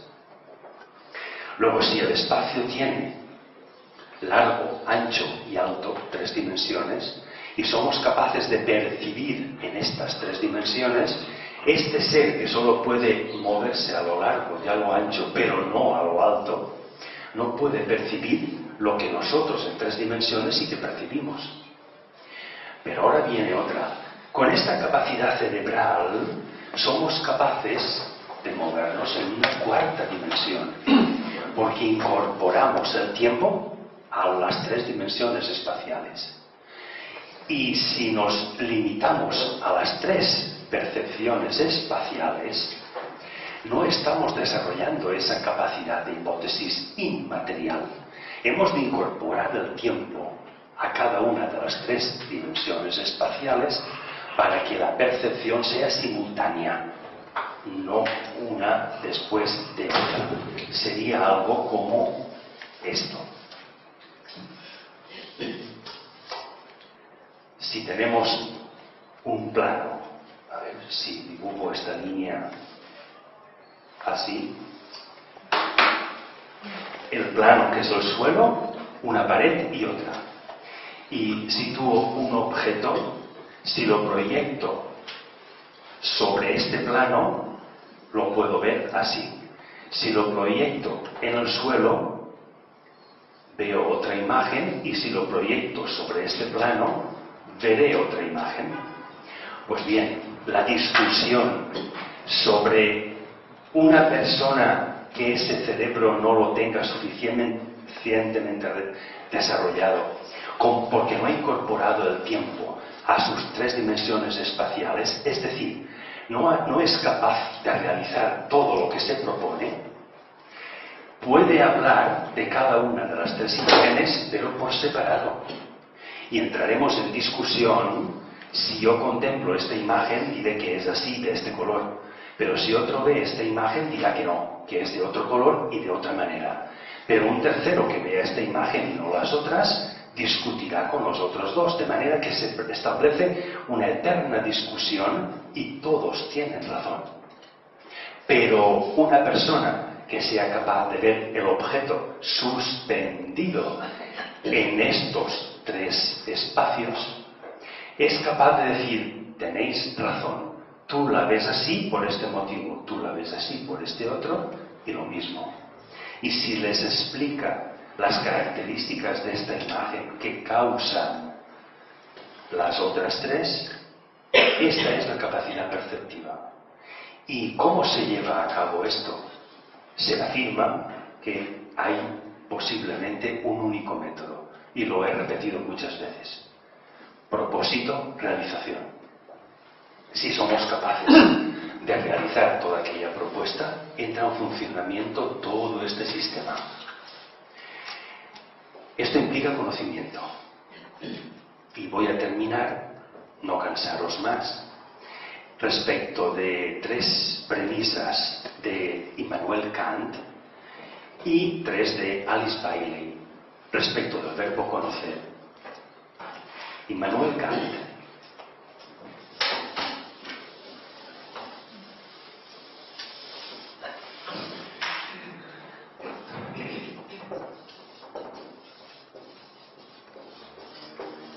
en su primera premisa dice: identifica, conoce qué debes hacer, no lo que quieres o deseas hacer, no, lo que debes hacer, que es muy distinto. La segunda,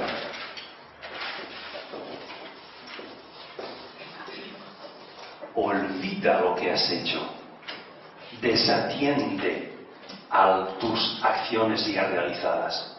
¿Y qué ocurre cuando olvidas lo que has hecho? Que empieza a desintegrarse, empieza un fenómeno radiactivo. Tercera, hazlo ya. Por lo tanto, fijaros, conoce qué debes hacer, olvida lo que ya has hecho y lo que eres, y aquello que debes hacer, hazlo. Este es el sistema de Immanuel Kant y que tiene que ver y se coordina perfectamente con todo lo que os estoy exponiendo. Pero luego viene Alice Bailey y nos dice otras tres premisas místicas, filosófico-esotéricas o como queráis llamarlas, pero tanto más significativas como las de Kant. En la primera nos dice: conoce la realidad del mundo invisible. ¿Qué es el mundo invisible? Esta capacidad perceptiva de lo inmaterial. Esta propuesta de hacer algo original y que todavía no está hecho. Esto es el mundo invisible. Ese mundo de partículas o función de onda que nos está delimitando la mecánica cuántica. Si estudiamos algo de la función de onda a través de la mecánica cuántica, quizá pudiéramos concretar y saber algo de ese mundo espiritual o inmaterial del alma. La segunda,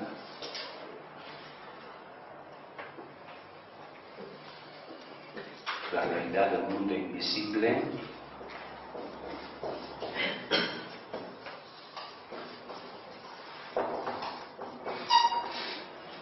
conoce el poder de tu pensamiento. Y el poder de tu pensamiento es la capacidad mental.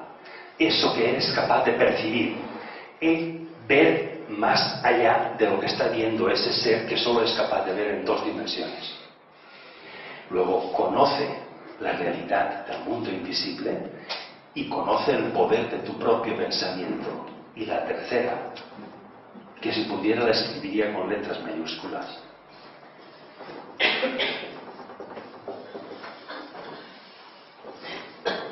conoce científicamente a los otros dos aspectos. Porque no hay manera de establecer una relación concreta y saber, conocer, ni la realidad del mundo invisible ni el poder del pensamiento, si no es a través de la ciencia. Hoy en día, la ciencia es la única, y no quiere decir que lo vaya a ser siempre, pero que los aspectos científicos son los únicos que hasta ahora nos pueden explicar qué hay y qué es y cómo se puede controlar el mundo invisible y cuál es el poder de nuestro propio pensamiento. Quiero terminarlo aquí y os agradezco vuestra atención, os pido disculpas si he sido demasiado largo y estoy a vuestra disposición.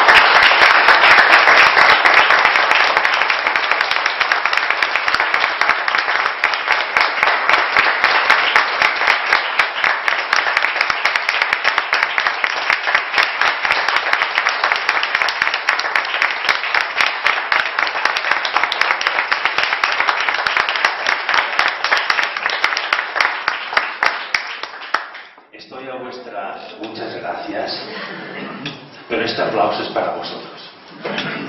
Estoy a vuestra entera disposición para cualquier sugerencia o pregunta que se os ocurra hacer en este momento. Cuando dices que nosotros no podemos decir yo soy, en cuanto a los libros de Tony Méndez, por ejemplo, dice que debemos de pronunciar cualquier cosa que nosotros queremos o queremos saber. Por ejemplo, yo soy una persona sana, yo soy una persona, yo soy esto, yo soy un cambio y eso no lo podemos decir. Sí, es que el aspecto yo soy, desde el punto de vista de la ontología, no se refiere a estados, a calificativos, sino a realizaciones, a aquello que todavía no es. Entonces, el estudio de la esencia de lo que todavía no es a lo que aspiramos todos. Y el yo soy implica algo que ya está hecho. Yo soy. Quiere decir que ya soy, ya estoy hecho. Entonces no hay diferencia entre lo que pretendo ser y lo que ya soy. Si estudio lo que yo soy, estoy equivocado. Y todos mis estudios y resultados serán falsos. ¿Por qué? Porque si estoy en proceso de ser y hago una argumentación como si ya lo fuera, mi filosofía es falsa. Y si la esgrimo ante los demás, estoy trasladando a los demás mi propia falsedad. No tengo ningún derecho a hacer eso así. Es más humilde decir yo puedo llegar a ser. El decir yo soy es como una diferencia. Yo soy. Entonces, esto hay que tratarlo con mucho cuidado. No tiene nada que ver con lo de soy alto, soy bajo, soy deprimido, soy alegre. Bien, estos son. Yo soy la palabra de Dios cuando dice que yo soy. Sí, por eso el aspecto ontológico o el aspecto teológico de la misma metafísica. Aclarado. Muy bien. Gracias. Hola. Bueno, en primer lugar me ha encantado, Bueno, yo quería preguntar, ¿cómo podemos medir nuestro quantum, nuestra capacidad, ¿no? Porque yo sí que tengo... No sé. Sí. No. En verde, tiene una luz verde aquí, pero... Escucha bien, escucha bien.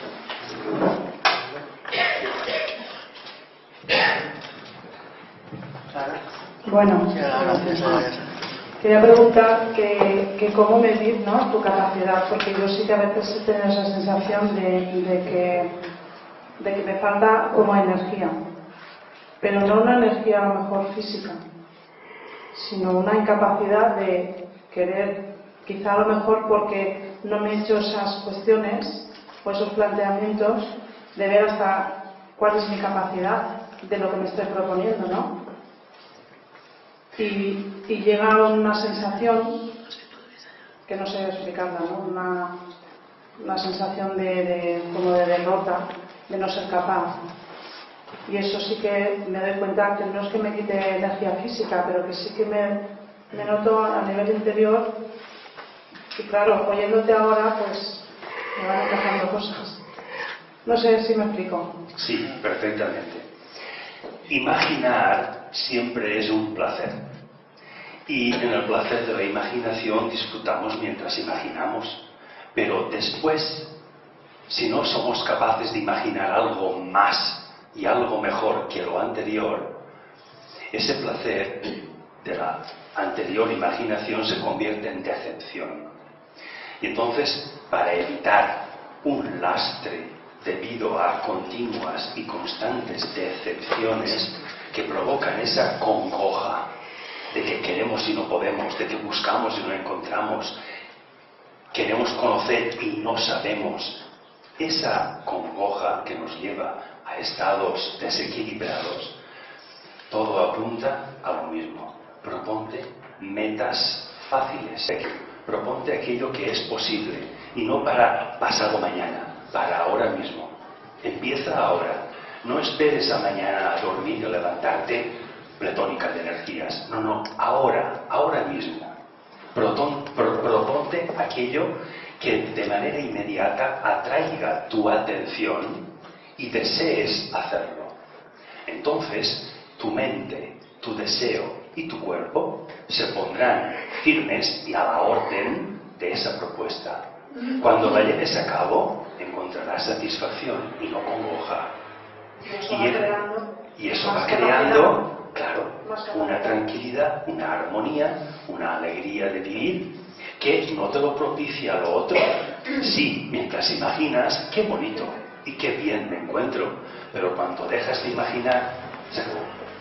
Y si no eres capaz de imaginar algo más bonito que aquello, pues te estás encontrando con un estado depresivo. Y daros cuenta de que no lo digo yo, sino los científicos y los que estudian nuestro propio organismo afirman que estos continuos estados depresivos demencian la capacidad cerebral, de manera de que pueden llegar a la imbecilidad o a la locura.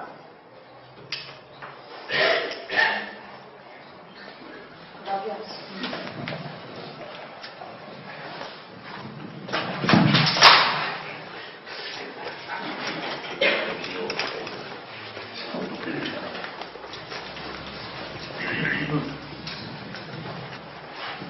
Bueno, a mí me gustaría preguntarte si he entendido bien, sobre todo porque me gusta aplicar todas las conferencias que oigo a la vida diaria. Si todo esto significa vivir en coherencia, pensar de una manera y actuar de la misma manera, y no pensar de una manera y actuar de otra. Y si es el momento de desaprender todo lo que hemos aprendido, porque realmente es lo que nos han metido, lo que nos han enseñado, y no es la manera correcta de vivir. Por supuesto, a la primera cuestión, pensar y hacer lo que has pensado, o que haya una correlación entre lo que haces y lo que piensas, parece que en todo lo que hemos expuesto se debe de producir, porque de lo contrario hay un exceso, hay una utopía. Y ese exceso va a provocar en el tiempo desequilibrios en nuestro propio organismo, físico, emocional y mental. Luego esos desequilibrios es por lo que tú dices de que no haces lo que piensas. Ha de haber una perfecta correlación, por supuesto. Y lo de abandonar lo que ya, los conocimientos que tienes, eso es una decisión tremendamente íntima y personal. El momento en el que debes de abandonar todo aquello que has supuesto tantos años de esfuerzo y de estudio, eso lo debes de decidir tú. Pero hasta que notes ese paso, no te desprenderás del soporte físico que constituyen esos conocimientos. lo cual quiere decir que eso es un lastre, son unas cadenas que llevas atadas a tu propio cuerpo y que solo te sirven para ralentizar tus movimientos. Ralentizan tu mente, exacerban tu sentimiento y desequilibran tu cuerpo. Por lo tanto, parece que el sistema sea Kant. Primera, identifica qué debes hacer. Para identificarlo debes de desprenderte de lo que ya has hecho. Olvida lo que has hecho y lo que eres. Y luego ponte a hacer aquello que debes hacer. Parece ser que sí. Gracias. A ti. ¿Y cómo saber entre qué debes hacer respecto a lo que te gustaría hacer? ¿Quién? No quién sabe. ¿Quién tiene derecho a decirte a ti qué debes hacer? Nadie. Por lo tanto, tendrás. Únicamente hay una persona en el mundo que tiene derecho, tú. Por lo tanto, no, si pides consejo a alguien, creas una dependencia entre esa persona y tú.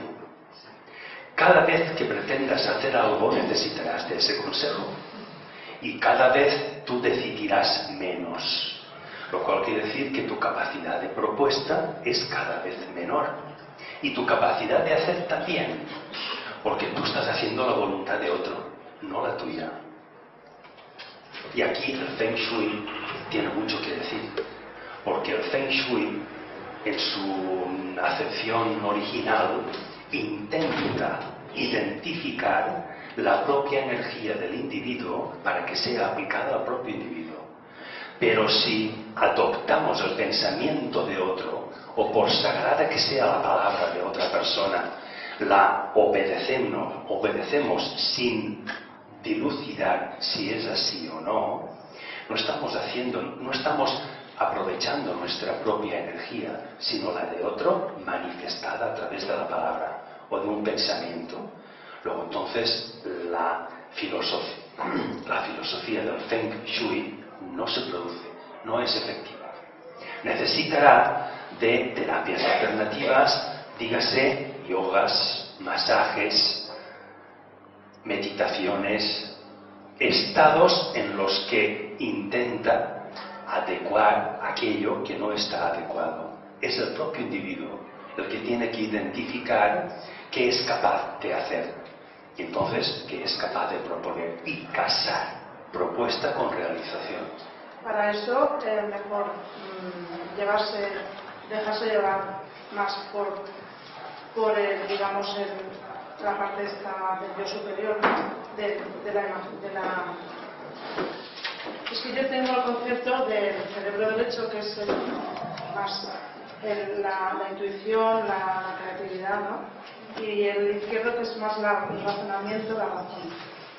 Entonces, ante tomar decisiones de realizar algo que es importante en la vida, cuando vas a tomar decisiones o coger un camino, o qué debes hacer o qué te gustaría hacer, dejarte llevar más por lo que sientes, ¿no? Que más que por la razón. Sí, debe de ir por ahí. La semana pasada leí un estudio que afirma, fijaros que esto es grave en el sentido de que no es ruin, malo, sino todo lo contrario, espectacular.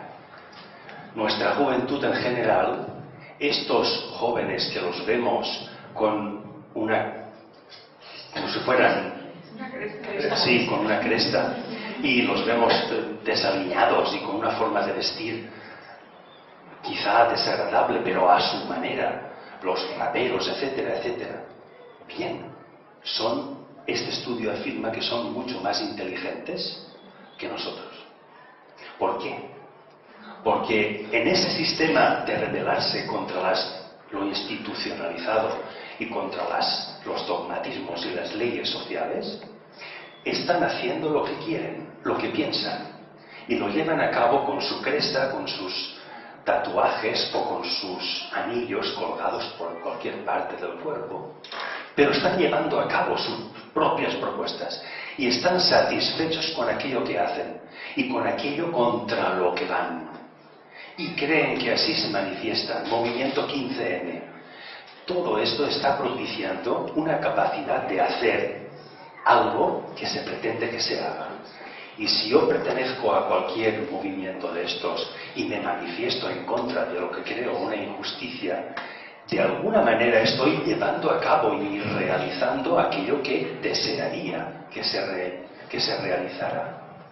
Luego estoy experimentando una satisfacción que en mi cerebro propicia una conexión neuronal que el resto de personas que no hacen este sistema no tienen. ¿Qué quiere decir? Que esa parte de tu cerebro derecho, que es la que lleva a cabo una hipótesis, y la parte de tu hemisferio izquierdo, que es la que la realiza, hablemos en términos generales, siempre establece una diferencia. Lo interesante no es potenciar a una y a otra parte, sino que una neurona de tu hemisferio derecho pueda actuar como otra neurona de tu hemisferio izquierdo. Cuando una neurona adquiere esta potencialidad, multiplicas el potencial del impulso electroquímico de tu propio cerebro, lo cual quiere decir que a través del sistema de llevar a cabo aquello que te estás proponiendo, te está proporcionando una salud física, emocional y mental, y estás creando una autonomía que no la tiene un ser, un paciente que necesita la ayuda de un especialista. Y quería yo preguntar, y a nivel social, grupalmente de toda la humanidad, porque lo que estoy entendiendo yo es que a nivel individual funciona así, pero a nivel social, mundialmente, ¿cuál es el patrón que debemos de seguir? ¿Qué ideas son las principales para que el bien general, o eso nuevo que tiene que venir, descienda y se manifieste, que se exprese? Eso que está, esa idea, esa utopía, el bien general de toda la humanidad, a nivel mundial, a nivel de acciones y a nivel de colectivo, para que grupalmente todos sigamos un patrón, no un caos. Es que parece algo anárquico eso. Cada uno hace lo que piensa. Hay un patrón donde todos nos podamos unir y hacia... ¿Entiendes lo que quiero decir? Lo hay. Y tiene dos sentidos. El primero, que el considerar a la humanidad como un grupo no quiere decir que todos tengamos que hacer lo mismo. Ese patrón es el que hasta ahora nos ha podido regir y por el que nos regimos. Y para eso necesitamos a alguien que nos dirija, necesitamos un líder. Parece que ese cambio se tiene que propiciar porque cada cual seamos nuestro propio líder y que no reafirmemos el liderazgo de otra persona que no seamos nosotros mismos. Este es el germen de la fraternidad y el germen del respeto en términos absolutos. No podemos chocar. La armonía puede suceder igual, aunque yo piense si el otro está. Bueno, armonizar. Pero si yo me tomo la libertad de pensar como quiera, es porque soy también capaz de conceder a otro la misma libertad para que haga lo mismo. Luego este es la propia síntesis del respeto. ¿Qué perseguimos totalmente, finalmente todos? Pues que la humanidad como grupo esté constituido por una serie de seres humanos totalmente autónomos. Todos a la vez. Claro, en el momento en que haya un grupo de seres que dependan de un líder, esta humanidad aún está en desarrollo. Pero antes has dicho que los seres humanos tienen un aura diferente unos a otros, un potencial más positivo, otros menos negativo. Hay diferencias, ¿no? De jerarquía, de potencia. Sí. Ocurrirá que a nivel mundial habrá grupos siempre más avanzados en conciencia y en capacidad de expresar eso que en la idea, llevarla a cabo y realizarla, más que otros, y los otros tendrán que seguir esa dirección o se adaptarán. ¿Cómo podemos hacer la unión? Mal si siguen esa dirección, porque el camino que trilla un ser no debe ser pisado por otro. ¿Y no chocaremos entonces? ¿No chocaremos uno con otro? Chocamos ahora porque pretendemos seguir las líneas de de otros. Y ahí entra el criterio. Ahí entra el criterio porque yo puedo decir, es mejor el camino por donde voy yo que el que vas tú. Y entonces entraremos en discusión. Pero si yo elijo mi camino y sé que detrás de mí no viene siguiéndome, pisando mis propias huellas nadie, es porque reconozco la originalidad de lo que tú haces y que yo no puedo hacer. Por lo tanto, dentro de un grupo humano, dentro de la humanidad, tú eres un ser irrepetible. Y lo que tú haces no lo puedo hacer yo, es imposible, porque mi forma, mi personalidad no me lo permite. Luego, si identifico qué es lo que soy capaz de hacer, no tienes por qué hacer tú lo mismo, sino que tú identificarás tu propia capacidad. Pero nos encontraremos en el propósito. Y entonces, cuando tú reconozcas qué camino, qué debes hacer dentro del grupo de la humanidad, cuando reconozcas toda esa línea y tú eres uno de sus infinitos puntos, es porque habrás reconocido por qué perteneces al reino humano y por qué estás aquí, y por qué tienes ese cuerpo y esa manera de pensar. Y que lo que tú eres capaz de hacer, ningún otro ser humano lo puede hacer. Tu propia originalidad es tu propio servicio a la humanidad. Debes de hacer aquello que tú solo puedes hacer, pero reconócelo de una vez, identifícalo. Y entonces estarás prestando el más elevado, el más sagrado y el mejor de todos los servicios. Pero mientras no sea así, así nos va.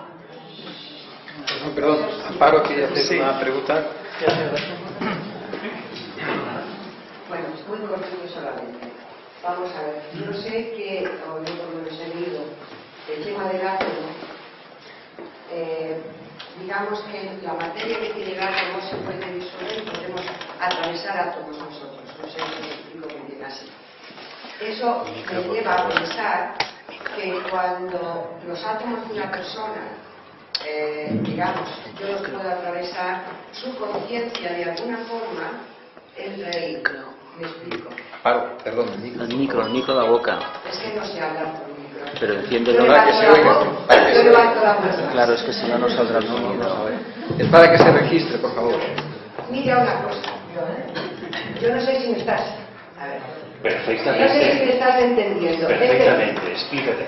Por eso, cuando vas andando, por ejemplo, por la calle, de repente tú no tienes una sensación de ansiedad, por decir algo.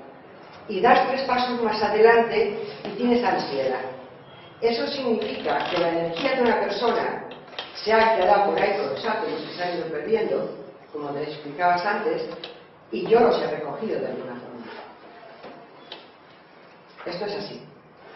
Bueno, dejémoslo en que puede ser así. No soy yo quien va a afirmarlo ni negarlo. Solo que sí que hay argumentos para justificar de manera lógica que esto es así. De acuerdo, porque eso lo he mantenido yo durante mucho tiempo, sin esta explicación y ahora me encanta verte lo de ellos. Gracias. Pues igual que 2 campos electromagnéticos interfieren y el espacio de interferencia tiene características de ambos campos electromagnéticos, si nosotros tenemos nuestro propio campo, al caminar y al vivir y movernos en el planeta, estamos interfiriendo con el campo electromagnético de otros seres. Ese espacio común hace que nos relacionemos unos con otros. Fijaros que lo que estamos pensando en este momento, si viajara nuestro pensamiento a la velocidad de la luz, está dando 8 vueltas al planeta Tierra en un solo segundo. Lo cual quiere decir que si estás pensando en fastidiar a alguien, si en el otro extremo del planeta está pensando otra persona en fastidiar a otro, resulta que ambos os estáis potenciando la rabia. Y entre todos estamos potenciando, digamos, en general, el mal y las actitudes nocivas, pero por ende, a la contra.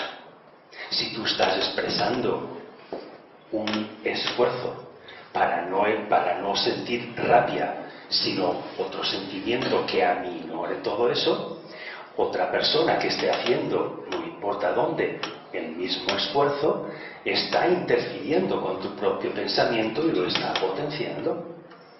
Luego, tanto se potencia por un lado como por otro. La elección de qué es lo que potenció pertenece a cada cual. Y ahí generar miedo por parte de las gentes. Los poderes. Qué susto que has donado. Sí.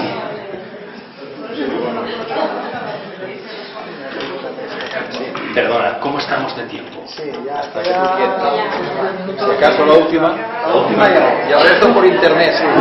Antes de que se vayan. Hola, Eloy. Bueno, mi pregunta es la siguiente. Yo, por ejemplo, hace un tiempo el tema de metafísica me interesa.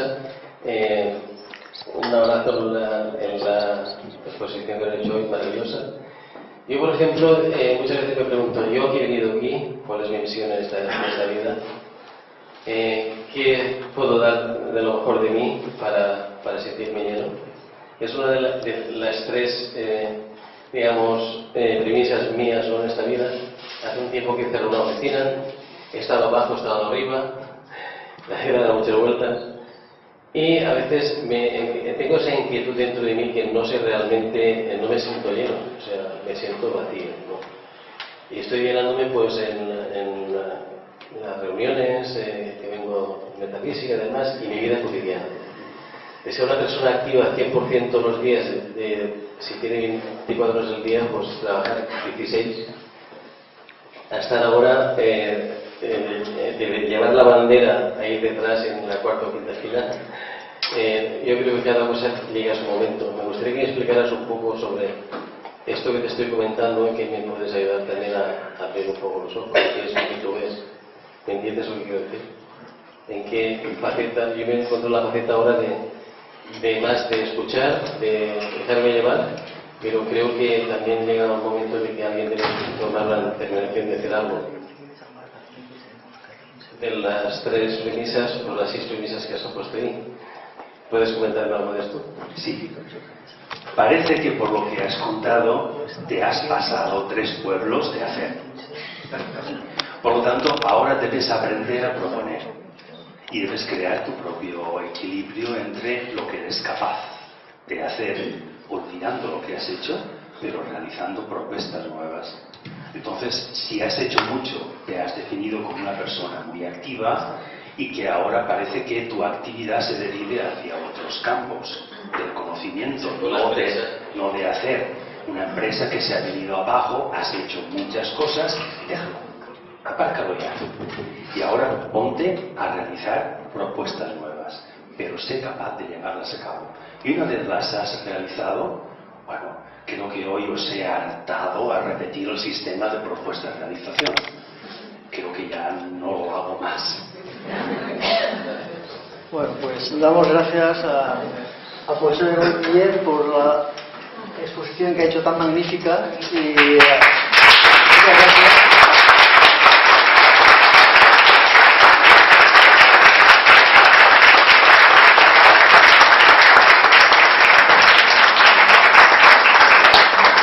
Y os emplazamos para el día 1 de junio, que será la segunda conferencia, sábado día 1 de junio en este mismo lugar.